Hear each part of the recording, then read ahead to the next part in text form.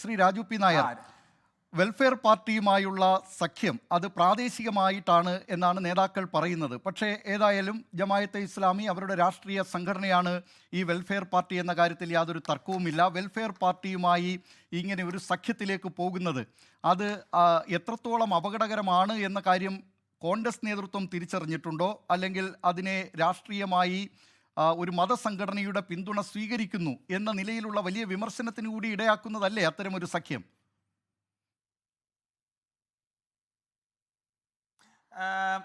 ഗോപീകൃഷ്ണൻ, ഒന്ന്, welfare party ഇന്ത്യയിലെ നിയമങ്ങൾ അനുസരിച്ച് തെരഞ്ഞെടുപ്പ് കമ്മീഷനിൽ രജിസ്റ്റർ ചെയ്തിട്ടൊരു രാഷ്ട്രീയ പാർട്ടിയാണ്.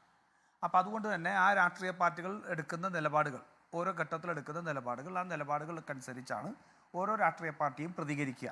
ഇപ്പം ഇവിടെ ശ്രീ ജയരാജൻ പറഞ്ഞതിലെ വൈരുദ്ധ്യങ്ങൾ പറയണമെങ്കിൽ എനിക്ക് ഈ ഒരു ചർച്ചയുടെ മുഴുവൻ സമയം തന്നാലും തീരില്ല. ഒന്ന്, എന്താണ് ഇവരുടെ എല്ലാം ശ്രീ ജയരാജനും CPM എല്ലാം പറയുന്ന ഈ ഇപ്പോഴത്തെ പ്രശ്നത്തിൻ്റെ അടിസ്ഥാനപരമായ പ്രശ്നം എന്താ? അടിസ്ഥാനപരമായ പ്രശ്നം കോൺഗ്രസ് വിരുദ്ധതയാണ്. അത് 96-ലെ ദേശാഭിമാനി ലേഖനത്തിൽ ജമാഅത്തെ ഇസ്ലാമിയുടെ പിന്തുണ സ്വീകരിച്ച് കൊണ്ട് അതിനെ പുകഴ്ത്തിക്കൊണ്ട് പറയുന്ന ലേഖനമുണ്ടല്ലോ, ആ ലേഖനത്തിൽ പറയുന്നു അത് രണ്ട് തീരുമാനങ്ങളെക്കുറിച്ചാണ്. ഒന്ന് ക്രിസ്ത്യൻ CBCയുടെ തീരുമാനം, രണ്ടാമത്തെ ജമാഅത്തെ ഇസ്ലാമിയുടെ. ലോകത്തിലെവിടെയും ഉണ്ടാകുന്ന സംഭവങ്ങളായാലും പ്രശ്നങ്ങളായാലും സ്വന്തം ഇസ്ലാമിക് വീക്ഷണത്തിലൂടെ മതത്തിലൂന്നി നിന്ന് മാത്രം വീക്ഷിക്കുകയും നിരീക്ഷണങ്ങൾ നടത്തുകയും ചെയ്യുന്ന സംഘടനകളൊന്നാണ് ജമാഅത്തെ ഇസ്ലാമി. CBCയുടേതുപോലെ അത്രയേറെ ആഴത്തിലും പരപ്പിലും സംഭവങ്ങൾ വിശകലനം ചെയ്തുകൊണ്ടല്ലെങ്കിലും ജമാഅത്തും ചെന്നെത്തിയിരിക്കുന്നത് കോൺഗ്രസ് വിരുദ്ധ രാഷ്ട്രീയത്തിൽ തന്നെയാണ്. പിന്നെ മറ്റു പല കാര്യങ്ങളുണ്ട്, അതൊക്കെ നിൽക്കട്ടെ. അത് കഴിഞ്ഞിട്ട് അവസാനം പറയുകയാണ്, ഇടതുപക്ഷം മതനിരപേക്ഷ ജനാധിപത്യ ശക്തികൾക്കൊപ്പം അണിനിരന്നുകൊണ്ടേ സ്വന്തം ഉത്തമ താല്പര്യങ്ങൾ അടിസ്ഥാനപരമായ ലക്ഷ്യങ്ങളും സംരക്ഷിക്കാൻ ഒക്കുകയുള്ളൂ എന്നും ശരിയാം വിധം മനസ്സിലാക്കിക്കൊള്ളുകൊണ്ട് തന്നെയാണ് ഈ തീരുമാനം വിവരിച്ച രണ്ട് തീരുമാനങ്ങൾ, അത് ജമാഅത്തെ ഇസ്ലാമിയുടെയും CBCയുടെയും രാജ്യത്തെ മതനിരപേക്ഷ ജനാധിപത്യ ശക്തികളുടെ രാഷ്ട്രീയ അടിത്തറ തീർച്ചയായും കൂടുതൽ ശക്തവും വ്യാപൃതവുമാക്കിയിരിക്കുകയാണ്. പിന്നെ ശ്രീ പറയുന്നത് ജയരാജനാണെന്നുള്ളത് കൊണ്ട് വലിയൊരു കൗതുകം വേറെയുണ്ട്. PDP എന്ന ഇടതുപക്ഷത്തിൻ്റെ കൂടെയാണ് കഴിഞ്ഞ തെരഞ്ഞെടുപ്പിലുള്ള അദ്ദേഹത്തിന്റെ പുസ്തകത്തിൽ, മുസ്ലിം ഇസ്ലാമിസ്റ്റ് രാഷ്ട്രീയത്തെക്കുറിച്ച് പറയുന്ന പുസ്തകത്തിൽ PDP ഇടതുമുന്നണിയുടെ ഘടകകക്ഷിയല്ല, അവരുടെ പിന്തുണ മാത്രമേ ഉള്ളൂ. വെൽഫെയർ പാർട്ടിയും ഘടകകക്ഷിയല്ല. പക്ഷേ അവരോടൊപ്പം ചങ്ങാത്തമുണ്ടാക്കുക എന്നത് നേരത്തെ ശ്രീ P ജയരാജൻ പറഞ്ഞതുപോലെ മൗദൂദിയൻ ആശയങ്ങളിൽ മതരാഷ്ട്ര നിർമ്മാണമാണ് അവരുടെ ലക്ഷ്യം എന്ന കാര്യത്തിൽ തർക്കമില്ല. അങ്ങനെ അതിനെ അതുമാത്രമല്ല, ഈ സമസ്തയിലെ ഇരുവിഭാഗവും ശക്തമായി എതിർക്കുകയാണ് ഈ ജമാഅത്തെ ഇസ്ലാമി വൽക്കരണം എന്നത്. അത് മുസ്ലിം ലീഗിനെ വിഴുങ്ങും എന്നാണ് ഈ സുന്നി നേതാക്കളൊക്കെ പറയുന്നത്. അവരുടെ തുടർച്ചയായ പ്രസ്താവനകളൊക്കെ വന്നുകൊണ്ടിരിക്കുകയാണ്. അങ്ങനെ ഒരു സാഹചര്യത്തിൽ ഈ വെൽഫെയർ പാർട്ടിയുമായി ആ നിലയിലുള്ള ഒരു സഖ്യം UDFനത് താൽക്കാലിക ഗുണമാണെങ്കിലും അത് ദൂരവ്യാപകമായി വലിയ പ്രത്യാഘാതം ഉണ്ടാക്കുന്നതല്ലേ?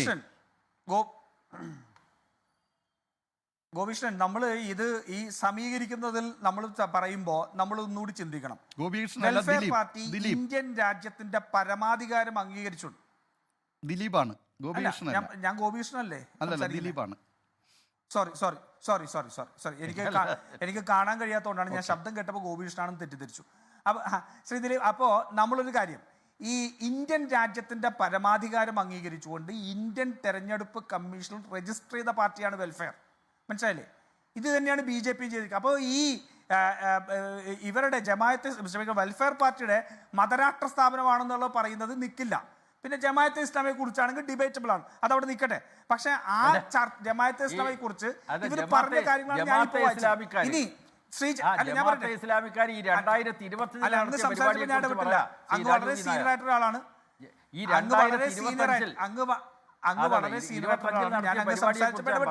ഞാൻ അങ്ങ് പറയട്ടെ.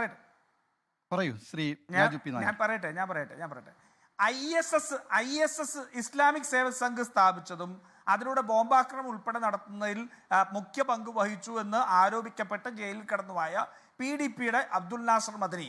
ആ അബ്ദുൽ നാസർ മദനി കേരളത്തിലെ മുസ്ലിം യുവാക്കളെ തീവ്രതയിലേക്ക് നയിച്ചു എന്ന് പുസ്തകം എഴുതിയ ആളാണ് ശ്രീ P ജയരാജൻ. എവിടെയാണ് ശ്രീ P ജയരാജൻ ഇന്ന് PDPയുടെ അബ്ദുൽ നാസർ മദനി നിൽക്കുന്നത്?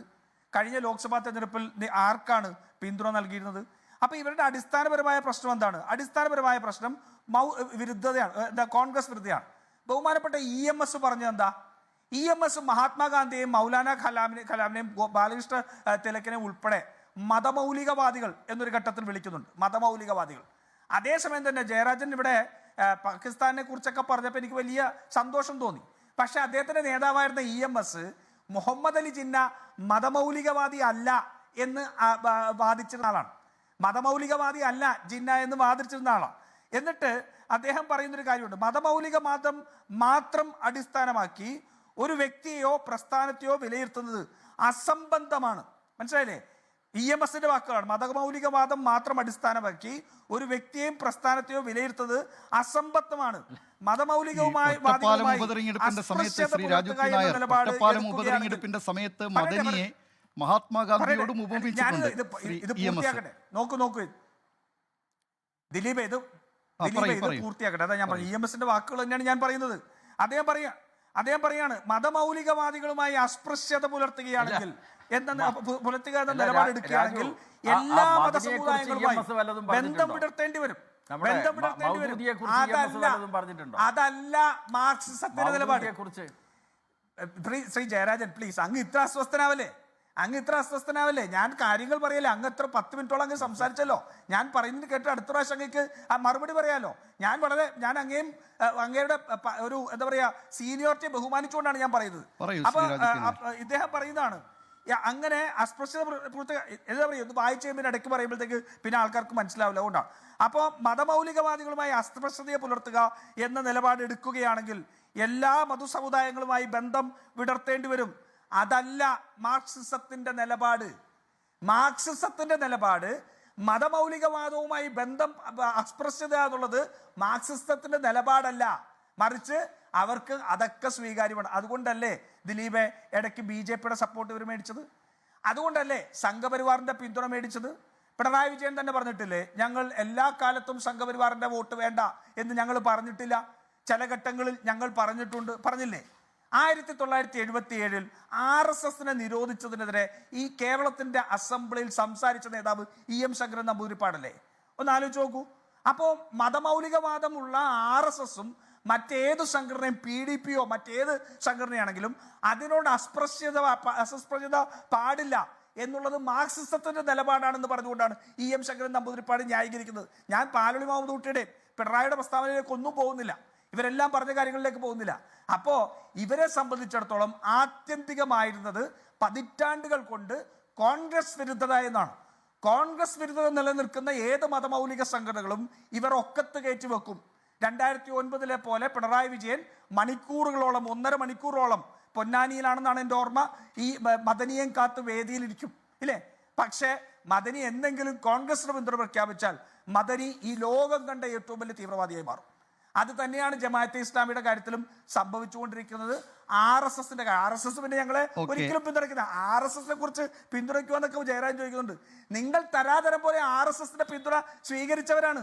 ലോകത്തെവിടെയായാലും ഏത് സമയത്തും 24 വാർത്തകളും ഓഗ്മെന്റഡ് റിയാലിറ്റി പാക്കേജുകളും എക്സ്പ്ലെയിനറുകളും വിശദമായി കാണാൻ ഞങ്ങളുടെ YouTube ചാനൽ നിങ്ങൾക്ക് സബ്സ്ക്രൈബ് ചെയ്യാം.